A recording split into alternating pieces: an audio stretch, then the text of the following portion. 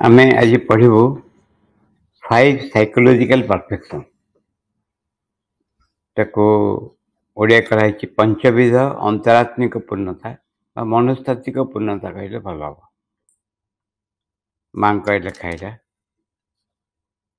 काठ चंपा फूल जो अंतरात्मिक पूर्णतार प्रतीक ता कौन बोली मते जने पचारि काठ चंपा अंतरात्मिक पूर्णता गोटे नुहे यही फूलर 5टी पाखुड़ा परी ता पंचविध आमे से गुड़िक नाम देचु आंतरिकता विश्वास भक्ति अभिप्सा और समर्पण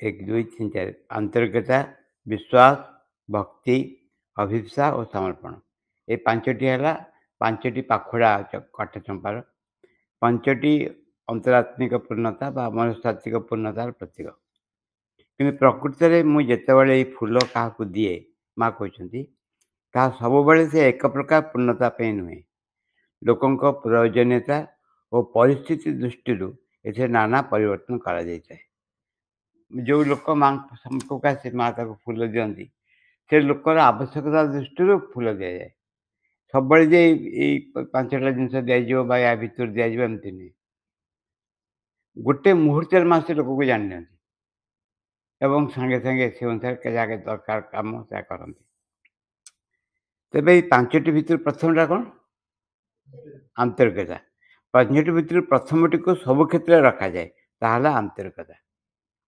कारण जो आंतरिकता नहीं सेठी अर्धपाद अग्रगति करने संभव नहीं आंतरिकता है सिंसियरिटी सिंसियरिटी ओडिया कौन हम जे सतरे चाहिए हाँ मुझे सतरे चाहूँगी यहाँ प्रकृत में मुझे चाहूँगी जदि ये एक सिंसियरिटी ना आंतरिकता ना कौ जगार कौ कम अग्रगति करहबनी माँ कहते अधा पाद अग्रगति करहबनी किंतु एपाई आउ एक प्रतिशब्द व्यवहार कर ट्रांसपेरेंसी स्वच्छता ए संपर्क आउ टे व्याख्या करा जाऊ मुझे जितेबाला कौन सी लोक को मुझे देखे मु तार आखि की अनाए उक्त लोकटी जदि आंतरिक और स्वच्छ होता है मु ता आखि भितर दे ता भितर प्रवेश करे तार आत्मा को स्पष्ट भाव देखिपारे किंतु मोर निर्दिष्ट अनुभूति होउची समय समय एपरी घटे कि मेघ परी किसी देखिपारे मु प्रवेश करी चले किंतु देखे आगे एक परदा तथा मोर गति बंद हुए ना सम्मुखें देखा दिए एक प्राचीर जहाँ रंग संपूर्ण कला एसबू को अतिक्रम करने आहरी भितर को प्रवेश करने को हेले गर्त फुटाइबा को हेब तथा कहीं निश्चित भाव में किसी कहीपर ना हूँ तो शेष मुहूर्त तुम आगे देखिल कंसार एक मजबूत कबाट एत घन जे ता भीतर दी प्रवेश करी हुए ना भीतर आत्मा को देखा संपूर्ण असंभव हो पड़े ए क्षेत्र में मुझे सांगे सांगे कहीदे पारे लोकटी आंतरिक नुहे आउ टे साहित्यिक भाव में कहले कह लोकटी स्वच्छ नुहे यह हूँ प्रथम गुण माँ आखिर देखती देखिकी माँ चाहती आखिर मन माँ पाखक आम जाइलु आम सांगे गोटे मरीगले से व्यक्ति बहुत वर्ष है से आम समस्त माँ चाहिए फूल देले जो चाहिए फूल हाथ धरती दौना कि चाहवा हटे ना से किस समय पर से लोकटी नर्भस फिल कला से माँ कहते फूलटा नहीं आसला तापर तो गला से माँ निजे टफी दौले टफी आणिकी पट्टाच बोली चंपलाल कहते कि वसुधाबेन से माँ निजे टफी पैकेटा जन को बढ़े आमको बढ़ीदे आम नहीं आसलु ताकू बढ़ेले देलेनी एम धरिक रही मत आखिकी चाहिए सी आ डरिकी माँ हाथ नहीं आसला मुझे पचारि मुझे कौन है ना बहुत विपद पड़ती रक्षा पाई कौन विपद कौन से जानची भल एनी हाँ माँ जो दिखती आखि की चाहती तो मेघ भाया देखा पारे मैं अस्पष्ट देखा पारे तापर कि देखा जाए गोटे प्राचीर भाया देखा पारे कला प्राचीर ताकू फुटे माँ देखती चेष्टा करती ତାପରେ କଂସାର ମଜବୁତ କବାଟ ମାନେ ୟାର ବ୍ରୋଞ୍ଜର ବିରାଟ କବାଟ, ଯେଉଁ କବାଟକୁ ଫୁଟେଇ ହେବ ନାହିଁ ଏବଂ ଭିତରେ ପ୍ରବେଶ କରିହେବନି। ସେଇ କ୍ଷେତ୍ରରେ ମା କହିଲେ, ମୁଁ କହେ ଯେ ଲୋକଟି ଜମା ଆନ୍ତରିକ ନୁହେଁ, ସତରେ ସେ ଚାହୁଁନି, ବିଭିନ୍ନ ପେଖାନା କାଟୁଛି, ସତରେ ଚାହୁଁନି। ମା ସଙ୍ଗେ ସଙ୍ଗେ ମୁଁ କହିଯାଇପାରେ ଯେ ଲୋକଟି ଆନ୍ତରିକ ନୁହେଁ। ଆଉ ଟିକେ ସାହିତ୍ୟିକ ଭାବରେ କହିଲେ ଲୋକଟି ସ୍ୱଚ୍ଛ ନୁହେଁ। ତେଣୁ ଏହା ହେଉଛି ପ୍ରଥମ ଗୁଣ। ପ୍ରଥମ ଗୁଣ କ'ଣ ହେଲା ଯେ ଆନ୍ତରିକତା। ଆନ୍ତରିକତା ଅର୍ଥ ହେଉଛି ସତରେ ତେବେ ଚାହୁଁଥିବ। ଯଦି ଜଣେ ଅଗ୍ରଗତି କରିବାକୁ ଚାହେଁ ତେବେ ଆଉ ଗୋଟେ ବିଷୟ ନିତାନ୍ତ ଅପରିହାର୍ଯ୍ୟ, ତାହା ହେଲା ବିଶ୍ୱାସ। ଆମର ପାଞ୍ଚଟା ପାଖୁଡ଼ା କ'ଣ ହେଲା? ଗୋଟେ ହେଲା ଆନ୍ତରିକତା, ବିଶ୍ୱାସ, ଭକ୍ତି, ଅଭିପ୍ସା, ସମର୍ପଣ। ଆନ୍ତରିକତା ଗଲା, ତାପରେ ଆସିଲା ବିଶ୍ୱାସ। ତମେ ଏହା ସ୍ଥାନରେ ଆଉ ଏକ ଶବ୍ଦ ବ୍ୟବହାର କରିପାର, ତାହା ହେଉଛି ଭରସା। ଯଦିଓ ତାହା ଟିକେ ସୀମିତ ମନେ ହୋଇପାରେ, କିନ୍ତୁ ମୋ ଦୃଷ୍ଟିରେ ଏହା ଅଧିକ ଗୁରୁତ୍ୱପୂର୍ଣ୍ଣ, କାରଣ ଏହା ଏକ ଅନୁଭୂତିର ବିଷୟ। ଯଦି ତୁମର ବିଶ୍ୱାସ ଭଗବାନଙ୍କ ଉପରେ ସମ୍ପୂର୍ଣ୍ଣ ଭରସା ଦ୍ୱାରା ଗଠିତ ହୋଇନଥିବ, ତେବେ ତୁମେ ସହଜରେ ଏପରି ଧାରଣା କରିପାର ଯେ ତୁମର ବିଶ୍ୱାସ ରହିଛି, ଅଥଚ ଏଣେ ଭଗବାନଙ୍କ ଶକ୍ତି ବା ମଙ୍ଗଳମୟତା ଉପରୁ ତୁମ ଉପରେ ଭଗବାନଙ୍କ ଯେଉଁ ଆସ୍ଥା ରହିଛି ତା ଉପରେ ତୁମେ ଭରସା କ୍ରମେ ତୁଟିବାକୁ ଆରମ୍ଭ କରିବ। ମାନେ ଭରସା ଅର୍ଥ ହେଉଛି ମୋର ସେ ଅଛନ୍ତି, ଭିତରେ ଯେଉଁ ଏଇଟା ଗୋଟେ ଏଇ ଭାବ ନାହିଁ। ତୁମେ ଭାବୁଛ ବିଶ୍ୱାସ ଅଛି ବୋଲି, ତାଙ୍କ ଉପରେ ସେ ଯେ ତମ ପାଖେ ଟଙ୍କା ଥାଇପାରେ, ତମେ ଯେ ମୋର ଦରକାର ବେଳେ ଟଙ୍କା ଦେବ, ଏମିତି କିଛି କଥା ନାହିଁ। ଠିକ ଭାବରେ ମାଙ୍କ ଉପରେ ଭରସା ବିଶ୍ୱାସ ଥାଇପାରେ, ହଁ, କିନ୍ତୁ ସେ ଅଛନ୍ତି ସାହାଯ୍ୟ କରିବେ ଠିକ ସମୟରେ। ଏବଂ ମା ଯେ ଭଗବତୀ, ରିଲାଏନ୍ସ ହେଉଛି କଥା, ନିର୍ଭରତା ହେଉଛି ତା ବଙ୍ଗଳା। ନିର୍ଭରତା ଅର୍ଥ ହେଉଛି ତାଙ୍କ ଉପରେ ନିର୍ଭର ରଖିବ। ହଁ, এই ଦିଗରେ ପ୍ରତିବନ୍ଧକ ହେଉଛି ତିନିଟି। କେଉଁ ଦିଗରେ? ଭରସା ରଖିବା ଦିଗରେ। ପ୍ରଥମତଃ ଅନେକ ଲୋକ ଅଛନ୍ତି ଯେଉଁମାନେ ଏଠାରେ ଘୋଷଣା କରନ୍ତି ଯେ ସେମାନଙ୍କର ଭଗବାନଙ୍କଠାରେ ଅଟଳ ବିଶ୍ୱାସ ରହିଛି। ସେମାନେ କହନ୍ତି ଭଗବାନ ହିଁ ସବୁକିଛି କରୁଛନ୍ତି, ସବୁକିଛି କରିପାରନ୍ତି। ମୋ ପାଇଁ ବା ଅନ୍ୟ କାହା ପାଇଁ ସର୍ବତ୍ର ଯାହା ଘଟୁଛି ସବୁ ହେଉଛି ଭଗବାନଙ୍କ କାମ, କେବଳ ତାଙ୍କରି କାମ। କିନ୍ତୁ ସେମାନେ ଯୁକ୍ତି ଦେଇ ନିଜର ଚିନ୍ତାକୁ ଅନୁସରଣ କରନ୍ତି। କିଛି ସମୟ ପରେ ପୃଥିବୀରେ ଘଟୁଥିବା ସବୁକିଛି ମନ୍ଦ ପାଇଁ, ସମସ୍ତ ଭୟଙ୍କର ଦୁଷ୍କର୍ମ ପାଇଁ ଭଗବାନଙ୍କୁ ଦାୟୀ କରିବେ। ଏଇ କରିବେ, ଯାହା ଘଟୁଛି ଭଗବାନଙ୍କ ଇଚ୍ଛାରେ ଘଟୁଛି। ତାହା ହୁଏ ତାହେଲେ ଯେତେ ସବୁ ଯୁଦ୍ଧ ଫୁଦ୍ଧ ସବୁ ଲାଗୁଛି ସବୁ ଭଗବାନଙ୍କ ଇଚ୍ଛାରେ ହେଉଛି, ଭଗବାନଙ୍କୁ ଦାୟୀ ସେଥିପାଇଁ। ସେମାନଙ୍କ ଚିନ୍ତାରେ ଭଗବାନଙ୍କ ରୂପ ହେବ ଏକ ଭୟାବହ, ନିଷ୍ଠୁର, ଅସୁରର ରୂପ। ଯଦି ଭଗବାନଙ୍କ ଉପରେ ସେମାନଙ୍କ ଯଥାର୍ଥ ଭରସା ନଥାଏ, କିମ୍ବା ଏହା ବି ହୋଇପାରେ ସେମାନଙ୍କ ଭରସା ରହିଛି କିନ୍ତୁ ସେମାନେ କହନ୍ତି ହଁ ଭଗବାନଙ୍କ ଉପରେ ମୋର ବିଶ୍ୱାସ ରହିଛି, କିନ୍ତୁ ପୃଥିବୀର ସ୍ୱରୂପକୁ ମୁଁ ଭଲ ଭାବରେ ଜାଣେ, ମୋତେ ଏତେ ଦୁଃଖ ଭୋଗିବାକୁ ପଡ଼ୁଛି, ପୃଥିବୀରେ ଅନ୍ୟ ସବୁ ଲୋକଙ୍କ ଠାରୁ ମୁଁ ଦୁଃଖୀ। ସର୍ବଦା ଜଣେ ଅନ୍ୟମାନଙ୍କଠୁ ବେଶୀ ଦୁଃଖୀ ଥାଏ ନଥାଏ?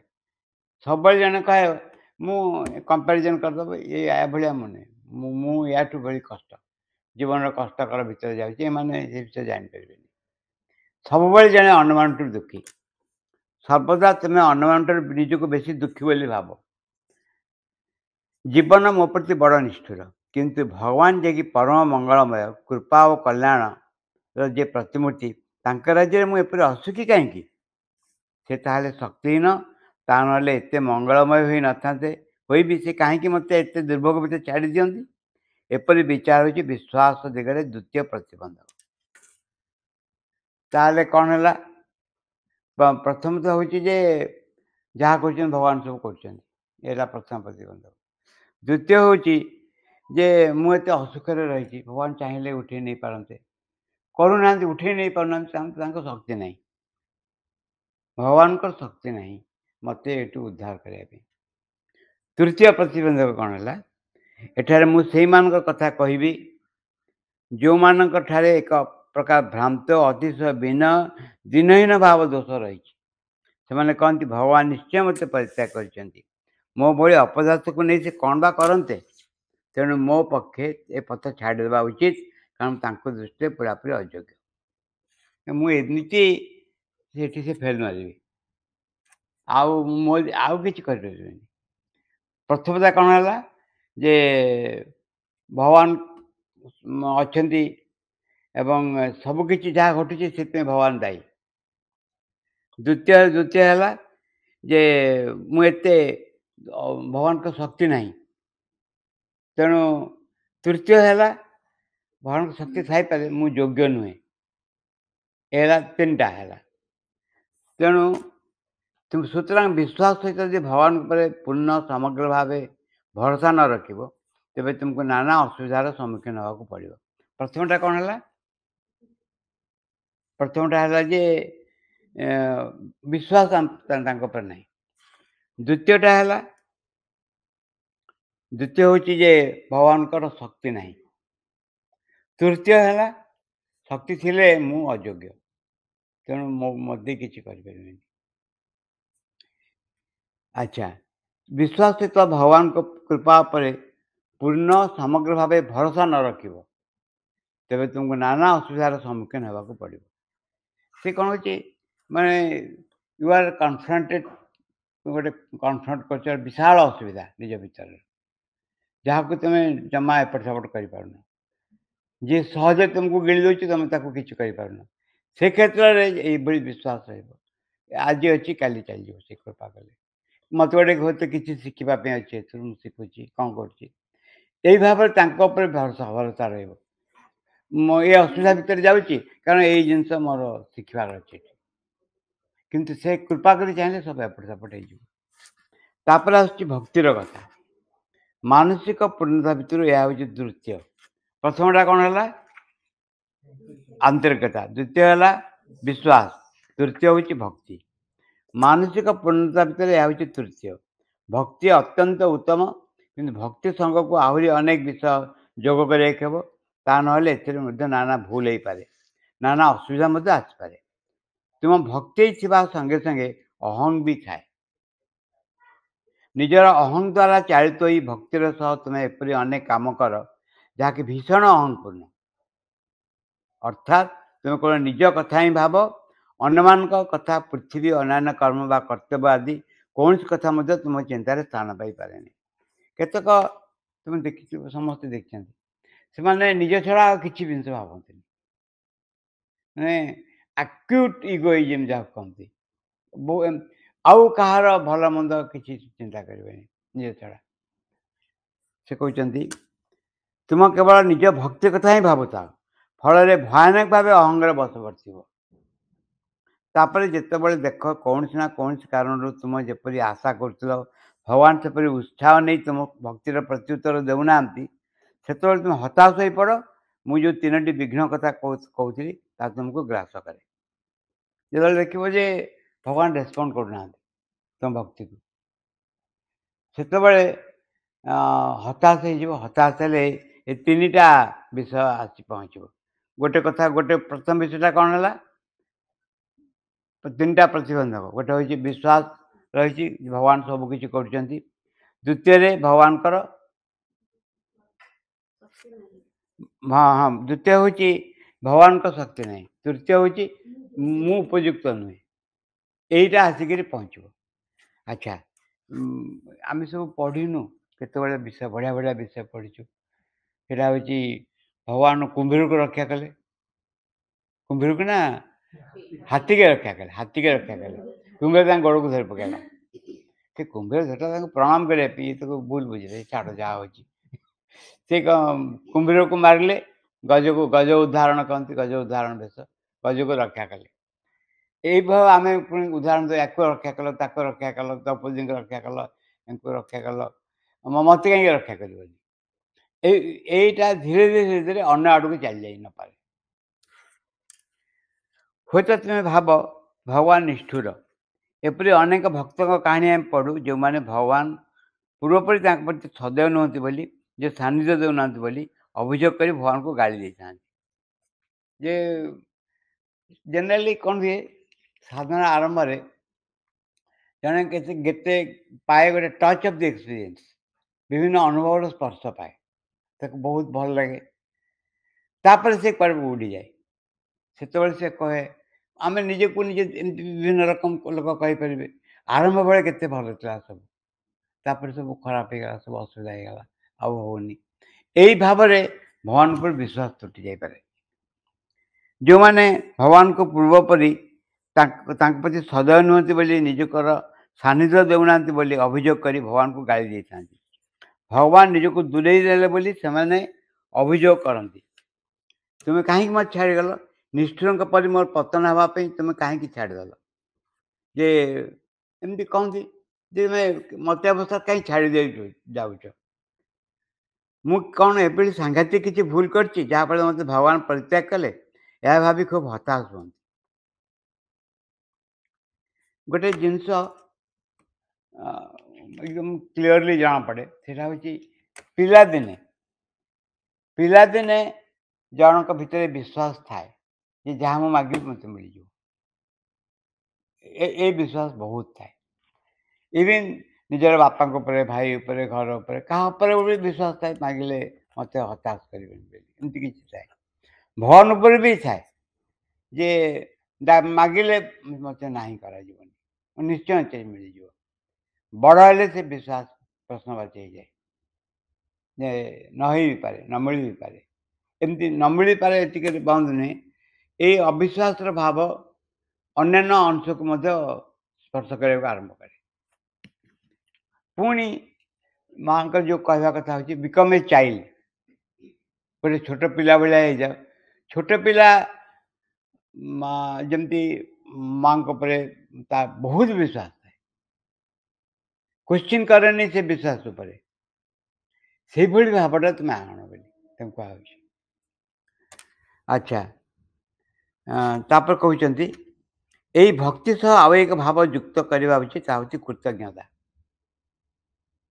ଭଗବାନ ଯେ ଅଛନ୍ତି ଏଥିପାଇଁ ଆମେ କୃତଜ୍ଞ। ଅପୂର୍ବ ଏହି କୃତଜ୍ଞତାର ଭାବ ବିସ୍ମୟରେ ପରିପୂର୍ଣ୍ଣ, ହୃଦୟକୁ ଏହା ଏକ ମଧୁର ଆନନ୍ଦରେ ଭରିଦିଏ।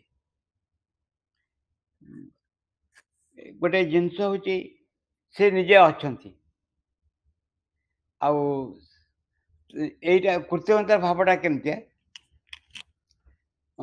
ମୁଁ ହେଉଛି ଅକୃତଜ୍ଞତା।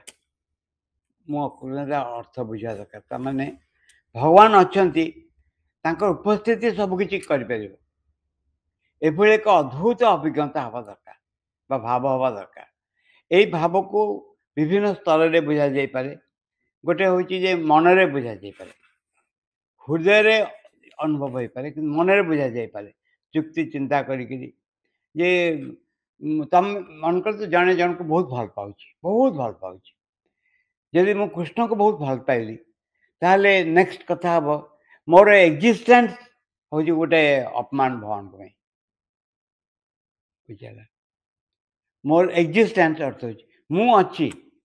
ମୁଁ ତ ଭଲ ପାଏ ମାନେ ମୁଁ ତାଙ୍କ ଭିତରେ ମୁଁ ନିଜକୁ ସମ୍ପୂର୍ଣ୍ଣ ହଜେଇ ଦେବି, ମିଳିଯିବି ପୁରା। ମୁଁ ଆଉ ରହିବନି ସେ କ୍ଷେତ୍ରରେ। ଯେପର୍ଯ୍ୟନ୍ତ ମୁଁ ଅଛି ସେ ପର୍ଯ୍ୟନ୍ତ ଏ ଭଲ ପାଇବା ବିରୁଦ୍ଧରେ ସେ ଠିଆ ହେଉଛି। ଆଚ୍ଛା, ଭଗବାନ ଯେ ଅଛନ୍ତି ଏଥିପାଇଁ ଆମେ କୃତଜ୍ଞ। ଅପୂର୍ବ ଏଇ କୃତଜ୍ଞତାର ଭାବ। ଦେଖିଛ ଦି ଜଣ କଜିଆ କରୁଥିବେ, ପିଲାମାନେ ସହଜେ ଦେଖିପାରନ୍ତି, ବଡ଼ମାନେ ପାରନ୍ତିନି। ଦି ଜଣ କଜିଆ କରୁଥିବେ, ତମେ ଦୂରରୁ ଦେଖିବ ଯେ କେତେ ଅର୍ଥହୀନ ଏଇ କଜିଆ। କି ଛୋଟ ଛୋଟ କଥା ପାଇଁ ପାଟି କରୁଛନ୍ତି। ସେ କ୍ଷେତ୍ରରେ ବି ସମାଧାନ ବି ଭିତରେ ଆସେ। ଯେଉଁ ପିଲା ବେଳେ ଯେଉଁ ସମାଧାନ ଆସେ ବଡ଼ ବେଳେ ଆସେନି। ବଡ଼ମାନେ ଏତେ ଅହଂକୃତ, ଅସ୍ୱଚ୍ଛ ହେଇକି ଥାଆନ୍ତି। ବିଷୟ ଗୁଡ଼ିକ ଯେ ବ୍ୟର୍ଥରେ ସମୟ ଯାଉଛି ସେ କଥା ସେମାନେ ଭାବନ୍ତିନି। କିନ୍ତୁ ବୟସ ଗୋଟେ ଯେତେବେଳେ ସାଇକିକ୍ ଇନ୍ ଦ ଫ୍ରଣ୍ଟ ବା ନିଜ ଭିତରେ ଥିବା କିଛି ଅଂଶ ସମ୍ମୁଖକୁ ଥାଏ, ସେତେବେଳେ ବହୁ ଜିନିଷ ବୁଝି ହୁଏ ଯେଉଁଗୁଡ଼ାକ ବୟସ ବେଶୀ ହେଲେ ବୁଝି ହୁଏନି। ଭଗବାନ ଯେ ଅଛନ୍ତି ଏଥିପାଇଁ ଆମେ କୃତଜ୍ଞ। ଅପୂର୍ବ ସେ କୃତଜ୍ଞତାର ଭାବ ବିସ୍ମୟରେ ପରିପୂର୍ଣ୍ଣ, ହୃଦୟକୁ ଏହା ଏକ ମଧୁର ଆନନ୍ଦରେ ଭର୍ତ୍ତି କରିଦିଏ। ଯେତେବେଳେ ଦି ଜଣ ମିଳିଗଲେ, ମନମାଳିନ ହେଇଛି ଦିଙ୍କ ଭିତରେ, ମିଳିଗଲେ। Is it not the presence of the mother? ବୁଝି ହେଉଛି ଯୋଉଠି ସ୍ନେହ ଦେଖୁଛ, ସଦିଚ୍ଛା ଦେଖୁଛ, ଯୋଉଠି ଦେଖୁଛ ଯେ ବ୍ୟକ୍ତି ଭୁଲ ନିଜର ବୁଝିପାରୁଛି, ଯୋଉ ଜାଗାରେ ଗୋଟେ ସ୍ନେହ ଆସୁଛି, ଯେମିତି ମାଆର ପିଲାଙ୍କ ପ୍ରତି ସ୍ନେହ, ଗୋଟେ ବିରାଡ଼ି ତା ପିଲାମାନଙ୍କ ପ୍ରତି ସ୍ନେହ କରେ, ମାଙ୍କଡ଼ ତା ପିଲାଙ୍କ ପ୍ରତି ସ୍ନେହ କରେ, ବାଘ ତା ପିଲାଙ୍କ ପ୍ରତି ସ୍ନେହ କରେ। ଏଇ ସ୍ନେହ ଗୁଣ is it not something objective? Objective ବୁଝି ହେଉଛି, ମୋତେ ଛାଡ଼ିକିରି ସ୍ନେହ ଗୁଣ ରହିଛି, ବୁଝି ହେଉଛି, ମୋତେ ଛାଡ଼ିକିରି ପ୍ରେମ ରହିଛି, ମାଙ୍କ ପ୍ରତି ଭଲ ପାଇବା ମୋତେ ଛାଡ଼ିକିରି ରହିଛି।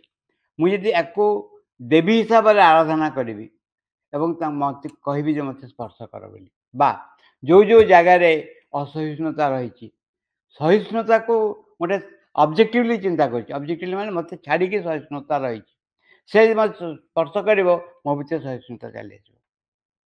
ଏଇ ଭାବରେ ଗୋଟେ ଆପ୍ରୋଚ୍ କରାଯାଇପାରେ ଜୀବନ ଓ ଜୀବନର କାର୍ଯ୍ୟକୁ। ବୁଝିହେଲା? ୟା ଦେବୀ ସର୍ବଭୂତେଷୁ ଭକ୍ତି ରୂପେଣ ସଂସ୍ଥିତା କୁହାଯାଇପାରେ, ଦୟା ରୂପେଣ ସଂସ୍ଥିତା କୁହାଯାଇପାରେ, ନିଦ୍ରା ରୂପେଣ ସଂସ୍ଥା କରାଯାଇପାରେ। କାରଣ ନିଦ୍ରା ରୂପେଣ ସଂସ୍ଥିତା ମାନେ କ'ଣ? ଗୋଟେ ଅବଜେକ୍ଟିଭଲି ଚିନ୍ତା କରାହେଉଛି। ଦୟା ରୂପରେ କ'ଣ? ଦୟା ଏମିତି ଏକ ବସ୍ତୁ, ତମେ ମା, ତମେ ହେଉଛ ଦୟା, ଯେତେବେଳେ ଆସୁଛି ତମେ ହିଁ ସେ ଦୟା ରୂପେଣ ସଂସ୍ଥିତା, ତମେ ହିଁ ହେଉଛ ଦୟା। ତମେ ସ୍ପର୍ଶ କଲା ପରେ ମୋ ଭିତରେ ବି ଦୟା ଆସୁଛି। ବା ଯୋଉ ଜାଗାରେ ଆସୁଛି ଭଲ ପାଇବା, ଯୋଉ ଜାଗାରେ ସମାଧାନ ଆସୁଛି, ସେସବୁ ଜାଗାରେ ସେ ବିଶୃଙ୍ଖଳା ଅଛି, ଶୃଙ୍ଖଳା ଚାଲି ଆସୁଛି। ଯୋଉ ଜାଗାରେ ଜଣେ ସ୍ପଣ୍ଟେନିୟସଲି ଚାହୁଁଛି ଭଲ କରିବା ପାଇଁ, ମଙ୍ଗଳ ଚାହୁଁଛି, ସ୍ନେହ ଚାହୁଁଛି, ଯୋଉ ଜାଗାରେ ବୁଝି ହେଉନଥିଲା କାହାକୁ ବୁଝି ହେଉଛି, is it not her presence? ଏମିତି ଏକ ସମୟ ଚିନ୍ତା କରାଯାଇପାରେ ଯେଉଁ ସମୟରେ ମ୍ୟାନିଫେଷ୍ଟ ମାନେ ସେ ଯେଉଁ ପ୍ରକାଶ କରିବେ ସମସ୍ତଙ୍କ ହୃଦୟରେ ସ୍ନେହ ହିସାବରେ, ଦୟା ହିସାବରେ, ଶୃଙ୍ଖଳା ହିସାବରେ, ଭଲ ପାଇବା ହିସାବରେ ପ୍ରକାଶ। ଏଇଟାକୁ ଆମେ ଖୋଜୁଛୁ। ଏଇ ସାଙ୍ଗରେ ଭକ୍ତି ସାଙ୍ଗରେ ଯଦି ଏଇ ଭାବ ରହିବ ତାହେଲେ ଭକ୍ତି ଦୃଢ଼ ହେବ। ଏ ଭକ୍ତି ସହ ଆଉ ଏକ ଭାବ ଯୁକ୍ତ ହେବା ଉଚିତ, ତା ହେଉଛି କୃତଜ୍ଞତା। ତମେ ସ୍ପର୍ଶ କରିଦେଲ, ମାନେ ଦୁଇ ଜଣ କଜିଆ କରୁଥିଲେ, ଦୁଇ ବାଡ଼ିଆ ହେବାକୁ ଯାଉଥିଲେ, ହଠାତ୍ କିଛି ଗୋଟେ ଘଟିଲା, ସେମାନେ ପରସ୍ପରକୁ ବୁଝିବାକୁ ଆରମ୍ଭ କଲେ ଏବଂ ୱି ଆର୍ ଗ୍ରେଟଫୁଲ୍ ଯେ ତମେ ଏଇ ହିସାବରେ ଆଜି ଏ ଭିତରେ ପହଞ୍ଚିଲ ଏବଂ ଲିଙ୍ଗ ଭିତରେ ଯେଉଁ ଅସହିଷ୍ଣୁତା ଥିଲା ଉଠେଇଦେଲ। ୟାକୁ ଯଦି ଅବତରଣ କରାଯାଏ, ବିକୃତ ନ କରିକି, ବିକୃତ ବୁଝି ହେଉଛି, ଅବତରଣ କରାଯାଏ, ତାହେଲେ କେତେ ସମସ୍ୟା ସମାଧାନ ହେବ ତ ସୀମା ନାହିଁ। ଭଗବାନ ଅଛନ୍ତି, ଆମେ ଯେଉଁ ବିକୃତି ଓ ବିଭତ୍ସତା ଦେଖୁ ତାହା ହିଁ ପୃଥିବୀରେ ଏକମାତ୍ର ବାସ୍ତବତା ନୁହେଁ। ଏଇରେ ବିକୃତିଟା ପୃଥିବୀର କେବଳ ଗୁଣ ନୁହେଁ, ଏ ବିଶ୍ୱରେ ଆଉ ଏକ ମହାନ ଅପରୂପ ସତ୍ୟ ବିରାଜମାନ, ସେ ହେଉଛନ୍ତି ସ୍ୱୟଂ ଭଗବାନ। ପ୍ରତ୍ୟେକ ଥର ଯେତେ ସାମାନ୍ୟ ବିଷୟ ବି ଆମକୁ ଭଗବତ ଅସ୍ତିତ୍ୱର ଏହି ମହାନ ସତ୍ୟ ସଙ୍ଗେ ଯୁକ୍ତ କରିଦିଏ, ଆମ ହୃଦୟ ଏପରି ଏକ ଆଶ୍ଚର୍ଯ୍ୟ, ମଧୁର, ନିବିଡ଼ ଆନନ୍ଦରେ ପରିପୂର୍ଣ୍ଣ ହୋଇଯାଏ, ଏପରି ଏକ କୃତଜ୍ଞତାରେ ଭରି ଉଠେ, ଯାହାକି ଆନନ୍ଦର ସମସ୍ତ ଅନୁଭୂତି ମଧ୍ୟରେ ଶ୍ରେଷ୍ଠତମ। ଯଦି ଗ୍ରାଟିଚ୍ୟୁଡ୍ ରହିବ, ଦେଖିଛ କେବେ ଜଣେ ଗୋଟେ ପିଲାକୁ ବାଡ଼ଉଛି, ଗୋଟେ ପିଲାଟିକୁ ବାଡ଼ଉଛି, ଗୋଟେ ନାଷ୍ଟି ଆଟମସ୍ଫିୟର କ୍ରିଏଟ୍ ହୁଏନି? ଆଉ ତମେ ଯେତେବେଳେ ପିଲାଙ୍କ ଉପରେ ପାଟି କରୁଛ, ଦଣ୍ଡ ଦେଉଛ, କାନ ଧରିକି ଠିଆ ପାଇଁ କହୁଛ, it is creating a havoc in the atmosphere, psychological atmosphere. ଯଦି ସେ ପିଲାଟାକୁ ଆଉ କିଛି ଉପାୟ ହେଇପାରିବ, ବୁଝେଇ ଦେଇ ହେବ ଯେ ଏଇଟା ଠିକ୍, ଏଇଟା ଭୁଲ, ଏମିତି କରିବା ଉଚିତ ନୁହେଁ, ଏବଂ ମାଆଙ୍କୁ ଇନଭୋକ୍ କରି କରାଯାଇପାରିବ, ତାହେଲେ ଆଉ ଗୋଟେ ରେସ୍ପନ୍ସ ହେବାକୁ ଆରମ୍ଭ କରିବ। ତେଣୁ ଆମେ ଯେତେ ଯେଉଁ ସଦ୍ଗୁଣ ଆମେ ଯେଉଁ ଦେଖୁଛୁ ବା ଭଲ ଅବସ୍ଥା ଦେଖୁଛୁ, କୃତଜ୍ଞତା ଦେଖୁଛୁ, ଇଏ କିଛି ନୁହେଁ ମାଆଙ୍କ ପ୍ରେଜେନ୍ସ। କୃତଜ୍ଞତା ସମକକ୍ଷ ହେଲା ଭଳି ଆନନ୍ଦ ତୁମେ ଅନ୍ୟ କେଉଁଥିରେ କେବେ ପାଇବ ନାହିଁ। ପକ୍ଷୀଟିଏ ଗାଉଥିବା ଶୁଣ, ଫୁଲଟିଏ ଫୁଟିଥିବାର ଦେଖ, ଛୋଟ ପିଲାଟି ଆଡ଼େ ଚାହଁ, ମହତ୍ କୌଣସି ଏକ କାର୍ଯ୍ୟ ଦେଖ, ସୁନ୍ଦର ବାକ୍ୟଟିଏ ପଢ଼, ସୂର୍ଯ୍ୟାସ୍ତର ଶୋଭା ଅବଲୋକନ କର, ସେ ଯାହା ବି ହେଉ କି ଯାଏ ନାହିଁ, ହଠାତ୍ ଏକ ଅପୂର୍ବ ଅନୁଭୂତି ତୁମକୁ ଅଧିକାର କରେ, ତୁମେ ପୁଲକିତ ହୋଇଉଠ। ଏହି ପୃଥିବୀ ଯେ ଭଗବାନଙ୍କୁ ପ୍ରକାଶ କରୁଛି, ଭଗବାନଙ୍କ ଯେ ଏହି ପୃଥିବୀରେ ସ୍ୱୟଂ ରହିଛନ୍ତି, ଏ ଅନୁଭବ ଅତି ଗଭୀର, ନିବିଡ଼ ଭାବରେ ତୁମକୁ ଆବିଷ୍ଟ କରେ। ତେଣୁ ଭାବେ ଯେ କୃତଜ୍ଞତା ବିନା ଭକ୍ତି ଏକବାରେ ଅସମ୍ପୂର୍ଣ୍ଣ, ଏହା ସହିତ କୃତଜ୍ଞତା ମିଶ୍ର ରହିବା ଉଚିତ। ମାଙ୍କୁ ଆମେ ପଢ଼ିଥିଲୁ ଯେ କେମିତି ଭାବରେ ଚେତନାକୁ ରୂପାନ୍ତର କରିହେବ। तार आंसर माँ देते सेटा मातृवाणी थर्ड पार्ट रे आंसर दिया से कौन दिया सडनली निजे भीतर किसी एक वस्तु खोलीज तुम जन लोक को विषय बहुत शुणिच जन एम मान केवे देखन लोक देखाईगला हठात भीतर गोटे कृतज्ञता भाव आसो जे से लोक जहाँ विषय मुझे शुणी एमती भाव किंबा किंबा देखुच जे गोटे सुंदर दृश्य सूर्यमुही आस पहाड़ पर्वत है सूर्यमुही आस बढ़िया लगे किंबा दिज अनेक समय यार विपरीत चली आसे दिज व्यक्ति गोटे घरे दी जा अच्छा जा बुझे दी भाई दी स्त्री बढ़िया कि चलुं द्वंद्व भितर ना भल कर चलवा जड़े अणु भावुची चिंता कर भाव एक कृतज्ञतार अनुभव नहीं आसे it is nothing but the presence of the mother ए माँ उपस्थिति यहाँ ही हूँ माँ उपस्थिति यही भाव जब आम अनुसरण करूँ ताहले देखिपर जे ए अनुभवटा हूँ बड़ कथा ये अनुभव को आश्रय करी चेतना परिवर्तन आड़ को जाए किछि लिखाई शिक्षा भैर चैत्य आध्यात्मिक शिक्षा मन पड़ी चैत्य आध्यात्मिक शिक्षार ये सेन्टेन्सटा अच्छी तुम्हें ये चेष्टा करी करी करी भीतर किसी द्वार खोलीज तुम देखो जे तुम थिल रही मन पड़ मन पड़नी जे भीतर एक द्वार खोलीज तुम देख थिल रही यहीटा हूँ यही आ सांगे गोटे कृतज्ञता बोध जे माँ अच्छा ना माँ माँ ये जो षष्ठ अध्याय माँ बहरे से लिखिं केमती अवतरण कर जहाँ फल पृथ्वी दुख कष्ट दूर हो भावी एक चिंता करी मनन करी भीतर कृतज्ञतार परिपूर्ण हो माँ तुम आसच ना इत देखिक तुम न आसले एठू बाहरी आसवा संभवपर न होता ये दुख कष्ट दूर हो पारता नहीं यही भाव परस्पर को बुझार भाव स्नेह सदिच्छा भाव किसी something will open inside you एवं you are just away from the clumsiness of the world बाहर चली आस किसी एक वस्तु रही जहाँ आउ एक आखिर देखा आरंभ कर समस्त प्रति सदिच्छा आस जाऊँगी स्नेह आस जाऊँगी भाव आस जाऊँगी ये हूँ आउ एक घटना से कहते यहाँ भक्ति संगे कौन रहा दरकार कृतज्ञता हूँ महनीय वस्तु एक यापर चतुर्थ पूर्णता विषय हूँ अभिप्सा कौन कहला आंतरिकता विश्वास भक्ति तपर अभिप्सा यही स्थान में आउ एक प्रतिशब्द रखा जापे साहस ये साहस भितर थाए दुस्साहसिक अभियान स्वाद परम दुस्साहसिक अभियान यही आवेग और संकल्प ही हूँ यथार्थ अभिप्सा गोटे साहस दरकार केमती जे साहस वर्णना कर साहस केम दरकार 20 थर जाबड़ा खाई सारे तथापि तुम कह मारिलु देखा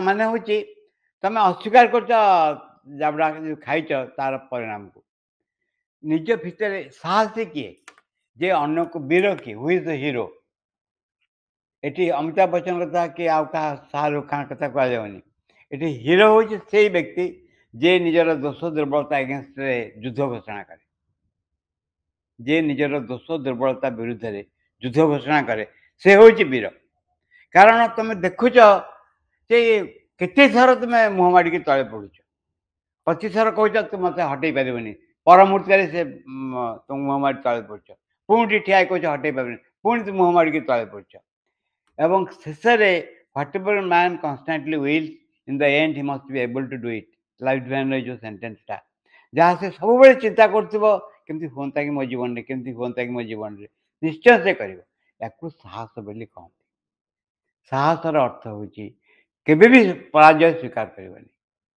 जहाँ घटू पछे पराजय को केबे भी स्वीकार कर पराजय को स्वीकार न कर घटव कौन केमती ना किसी एक शक्ति भीतर अवतरण करे जहाँ हठात प्रकाश पाए और जो दोष दुर्बलता तुम्हें जाने केबे भी दूर करी पारुनथु दूर हो जाए। लाइन चलछि माँ पाखକୁ माँ बसिଛନ୍ତି ଦଉଛନ୍ତି କାଜୁ ନଟ୍ସ। ଲାଇନ୍‌ର ବହୁତ ଦୂରରେ ଗୋଟେ ଜଣେ ଅଛି। ମୁଁ କହିଛି ବହୁତ ଥର ଏ କଥା। ସେ କଣ କରିଛି ନା ଲାଇଫ୍ ଇନ୍ସୁରାନ୍ସ ଆଶ୍ରମ ସେଇଥିରେ ଅଛି ଏଇଟା। ସେ କଣ କରିଛି ତା ଭିତରେ କଦର୍ଯ୍ୟ ଚିନ୍ତା ସବୁ ଆସୁଛି। ସେ ଚେଷ୍ଟା କରୁଛି ପାରୁନି, ଚେଷ୍ଟା କରୁଛି ପାରୁନି। ଲାଷ୍ଟରେ ସେ ଲାଇନ୍‌ରେ ଅଛି ଧୀରେ ଧୀରେ ଲାଇନ୍‌ଟା ମୁଭ୍ କରୁଛି ମାଙ୍କ ଆଡ଼କୁ। ସେ ଭାବୁଛି ଯେ ମୁଁ ତ ରହି କାହିଁ ଆଶ୍ରମ ପରିବେଶ କାହିଁ ଖରାପ କରିବି ଚିନ୍ତାଧାରା ମୁଁ ବରଂ ଆଶ୍ରମ ଚାଲିଯିବି। ବହୁତ ଚେଷ୍ଟା କଲି ମାଆ ପାରିଲୁନି। ଏହା କହୁ କହୁ ସେ ଆସି ମାଆ ପାଖରେ ଠିଆ ହେଇଗଲା।